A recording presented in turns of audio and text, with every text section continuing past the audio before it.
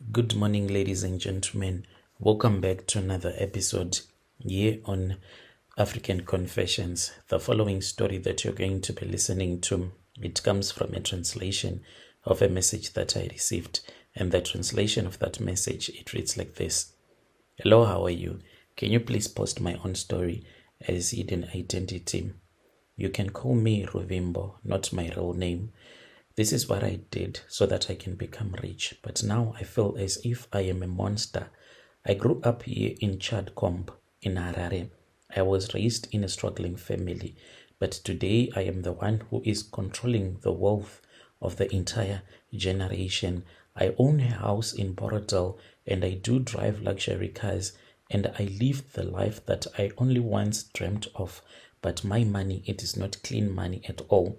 I still remember growing up in Chadcombe, even though both of my parents, they were working in the government as civil servants, but my parents, they were so poor, so much that we did not even have anything. Too many nights we used to go to bed hungry. And whenever I would think about it, I would say, why does life has to be this way? Why are we so poor like this? And I made a promise to myself that I never wanted to become so poor like the way that we were so poor. I never wanted to be like my parents. That is the reason as to why it took me a very long time for me to even date a man, because all the men that would come to me, when I would look at them, I would see that they were unable to provide for me the life that I so much desired. And I did not want to also raise kids when I would be struggling the same way that my parents were struggling as well. I then sold my soul to the devil and I entered into the darkness and did things, and these are the things that I did in order for me to get so rich. It was in the year 2016. I had told myself that I did not want to live a life that will be full of poverty anymore, watching others as they were living comfortable lives. One day, that was when I met a young woman. She was dressed in expensive clothes. She was carrying a very beautiful Louis Vuitton handbag, and she was driving this other BMW X6. Since I did not want to live in poverty anymore, I made sure that I was always hanging around people that had money. So it was a surprise at the place where I was when this woman approached me. First of all, she told me that she was so much attracted and she was into me. There was no woman who had ever came to me and told me that she was attracted and was in love with me. So I was wondering why this woman was telling me all of these things that did not make sense to me. But because of the way that she was dressing, the way that she had money, I said, let me get close to this woman. And this is a type of a woman, when she trusts you, she will tell you everything about her life. She does not even hide anything. And I am even wondering, why did she trust me in the first place? Because all of a sudden, when she was proposing love to me, she was like, do you want to be rich? I responded and I said, I don't have time for jokes. But later, I reconsidered and I took a number and I called her in the afternoon, called her that evening again. We then met in Avondale. When we met in Avondale, she started telling me about her life, everything that was there for me to know. She told me that there was a secret club. This was a secret club of women that could be found in Harare. Women who could make you rich through dark rituals. And these women, they were willing to accept me in their secret club. So when she told me first about this secret club, in my mind, I never thought that it was an occultic club. I just thought that maybe it is a WhatsApp group of women who assist each other if you want to go and start your business, and then they can give you some money so that you will be able to start your own business. And I never even thought that there was such a club, a secret club that could be found in Harare of women who do these dark rituals. So when I was invited to join this occultic club, I was told that there were rules that I was supposed to follow. And the main rule that we have to follow in this club is that we have to sleep with men, and any man that we sleep with will eventually be destroyed spiritually, then physically. And she promised me that there was no need for me to live a life that would be full of poverty and misery. She said, if you want to join our network, if you want to join our world, you will never lack anything. So I agreed.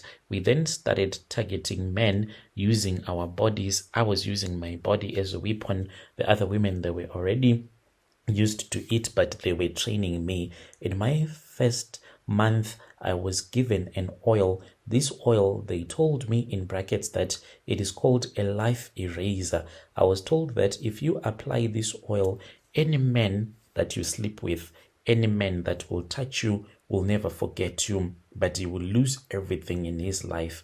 So I started working. In my first month, I was given so much money by this other rich blesser that I slept with. By the second month, I had already bought a Mercedes Benz, but I started feeling like different. I started cursing my relatives, each and every person that I used to care about.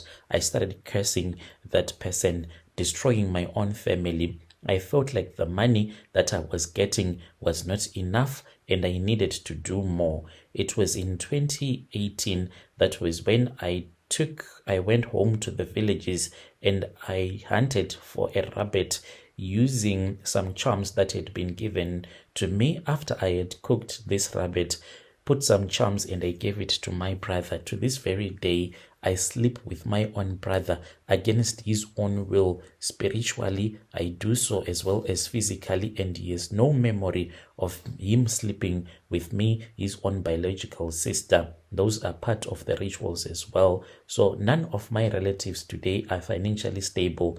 They work hard, but they never make enough. Some of them are in business, but they cannot even make money at all. They can't even have $50 even in their pockets. Some, they have lost their jobs. Most of them, they are just homeless. So this is what has been going on in my life. And to tell you the truth, here in Harare, there is a secret society. I am part of that secret women society. We do call ourselves daughters of the night, for it is a secret society of us women who have money, but we do not follow, and we hate everything that has to do with God. These are the rules that we have to follow. There are rules that you follow personally in your life as a spiritualist. Then there are rules that you have to follow as a group. So whenever we meet as the daughters of the night, these are the rules that we follow. Every month we gather at night. We walk around the CBD here in Harare searching for men. And when you are with a man, then you do not allow that man to buy even alcohol for you, to give you money. Rather, you have to spend money on that man. And if any man sleeps with you, then that person will be cursed with a disease that cannot be cured. If you want to know that you have been cursed with a spiritual disease, when you go to the hospital and when they tell you that you are okay, there is nothing that is wrong with you, but at the same time you will be severely sick, then it means that you need to know that there might be someone who must be cursing you and who has given you a spiritual disease. That is the first sign. Even if you notice that most of the women that cannot have kids, those women usually, what happens to them is that when they go to visit the doctors, they are told that they are supposed to be able to conceive, but they can't. What the doctors do not understand is that it is a spiritual disease. So these men that we sleep with, if I sleep with a man, I automatically give that man a spiritual disease, and then I create a spiritual covenant that will be there between me and that man. So when this man goes out there and then the person will go and sleep with another woman, then there will be a soul tie, and this soul tie, it starts with me. When I sleep with that man, I can control that man as if he is operated using a remote control. Wherever he is, I will tell him what to do, for I would have cursed him and I will be connected to him spiritually. So we have to continuously renew our powers by increasing our sacrifices. You might think that when I am with you, I am just a blesser and I'm just that type of a woman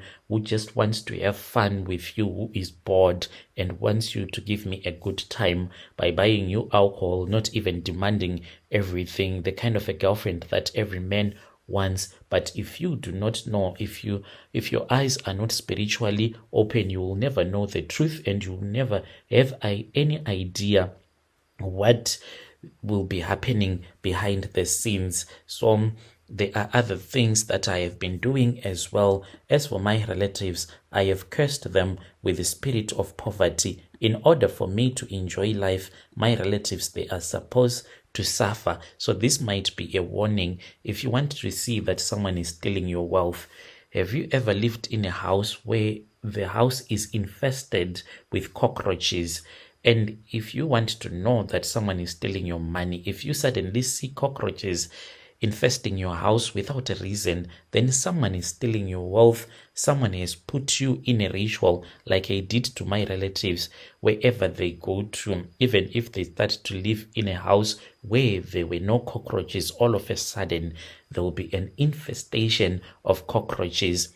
That is what happens. And people like me, we can send insects into your home to drain your financial blessings and to redirect those financial blessings to me. Your business will start to decline for no reason. You will earn money, but you won't know where it disappears to. You will work hard, but you won't be able to buy anything in your life. You will be living a life that will be full of poverty, like what my relatives are doing. I do have a house in Borotel, but I live in fear even though I have money. I have more than 5 luxury cars, and when I say that I don't have money, I'll be having something like 10,000 US dollars. That is when I say that I am broke, but I have no peace. I know that I sold my soul to the devil, to total darkness. I cannot get married. I cannot have a child. I have money, but I know that my life will never last long. I am afraid of death, but I am afraid of losing my wealth as well. How can I return to God? Is there anyone who can help me? If I leave this secret club, will I be killed? I know that I am deep in darkness, but my heart is longing every day. My heart, I feel it longing for light. When you post my story, please tell me. I'll be following through in the comment section. Dear listeners, right there was a message that was sent to me by one of our sister right there. Strange things indeed, they do happen in this world. Have you ever came across such a thing where you are staying, you suddenly start to see that there are so many cockroaches, so much that you cannot control in your home? Have you been in that situation?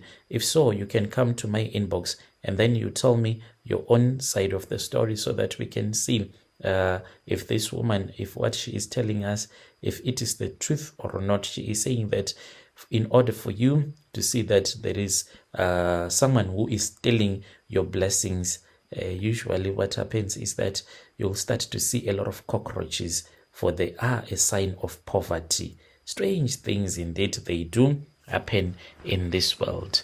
So there is this other message that was sent to me by one of our dear brother.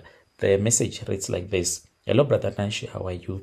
I am a man who is aged 23, and my parents, they passed away when I was still very young. So it was me and my little brother, and this little brother of mine was the one who made me to come to South Africa so that I can be able to take care of him, because there was no one who cared for me and him. No one even cared what we would wear, what we would even eat. And when our parents passed away, that was when I came to South Africa. I was 17 years when I came to South Africa, and I started working. I was working as a housekeeper.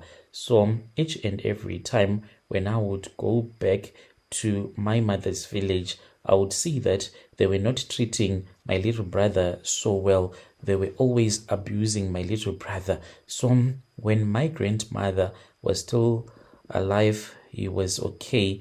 Then in 2023, that was when I was added into this other family group, but this was from my father's side. My father's relatives were the ones that had added me into that family group. They were like, as a family, we need to come together so that we can see what is going wrong with our family. We were supposed to go to Mutare, to Chipinge, and there were some rituals that were supposed to be done. I was so excited that I was going to meet up with my father's relatives for the first time, going back to the village where he grew up. And I was so excited. I traveled from South Africa and I returned back to Zimbabwe. I then met with some of my relatives and we went deep into the mountains where my father was born. When we arrived there, my father's sister then said that we need to speak with the ancestors. So immediately when we arrived at the homestead where my father grew up, we started to speak with our ancestors. And then they told me that I was supposed to say my name and who my father was and everything that we were doing there. It was quite confusing, but I had to follow because that is what I had been told since I was a child who had not grown up at that homestead. I was supposed to introduce myself, and after that, that was when a traditional healer was called. When this traditional healer was called, we were all told that we were supposed to write all of our names on a piece of paper.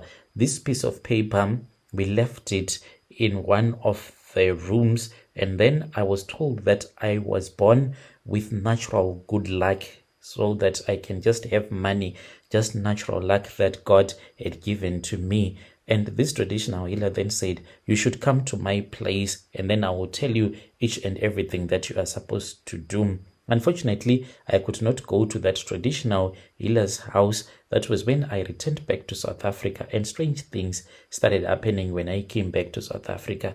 That auntie of mine who had instructed me to kneel down and to introduce myself to the ancestors, she called me and she said, oh, my brother's son, there is something that you forgot. You had shoes that you forgot here. What are we supposed to do with those shoes? But Brother Nashi, what surprised me was that when I told her that it is okay, you can do whatever that you want with the shoes that I forgot, immediately that was when I started to feel so much pain, so much that I was unable to walk properly. That same week, that was when my passport was stolen. Things started to get so bad, like everything was getting so bad in my life, so much that I could not even understand what was happening. I'm not saying that someone bewitched me, but why is it when I returned back to the place where my father grew up and everything that they made me to do all the rituals that we did, then my life became so bad. Things are really bad. I don't want to lie to you. Currently, I am working as a security guard, just working for this other Indian man, but I used to work as a housekeeper. When I returned back from Zim, performing all of those strange rituals, my boss then fired me for no reason at all. So life right now, it is really tough. I really do not know what am I supposed to do. As for my wife, she recently gave birth to a baby girl, but she lost a lot of blood. As we are speaking right now, my child is 2 weeks now, and I really do not know what am I supposed to do. I don't have food. I don't have anything. I don't even know what am I supposed to do. Please, if there is anyone who is willing to assist me, please help me. As for my South African landlord, he has been taking care of me, but he is now worried because the room that he gave me, that room, it is not okay. He said the room is not fit for someone with a newborn baby. Please help me. Dear listeners, right there was a narration of a message that I received from one of our dear brother. If you want to help our dear brother, let me paste his phone numbers on the screen. So he is saying that there is something that is happening to the wife as well. As you can see, I don't know if you are able to see that photo, that the picture that I have put there on the screen. So that is what is coming out of her breast.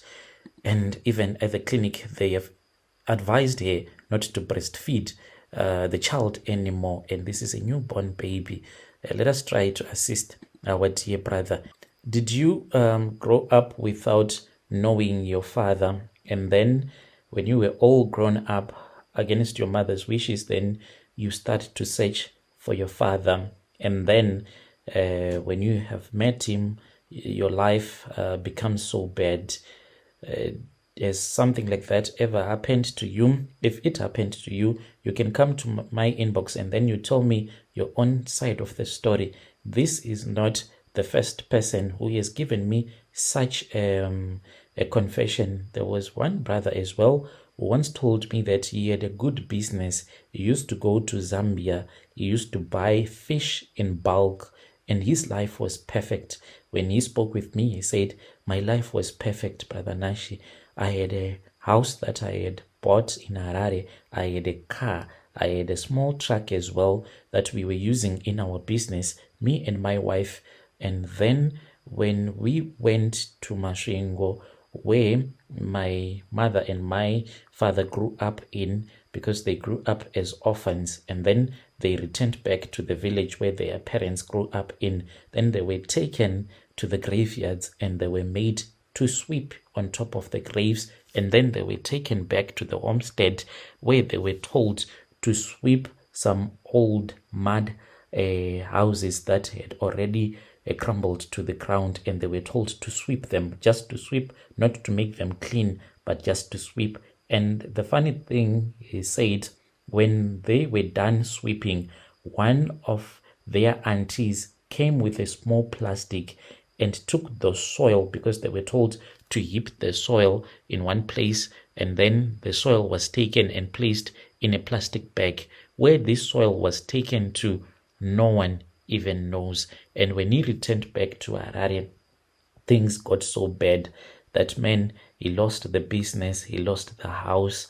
He was working as someone who was just making farm bricks the last time when I spoke with him. Strange things indeed they do happen in this world. Let us talk about this issue in the comment section.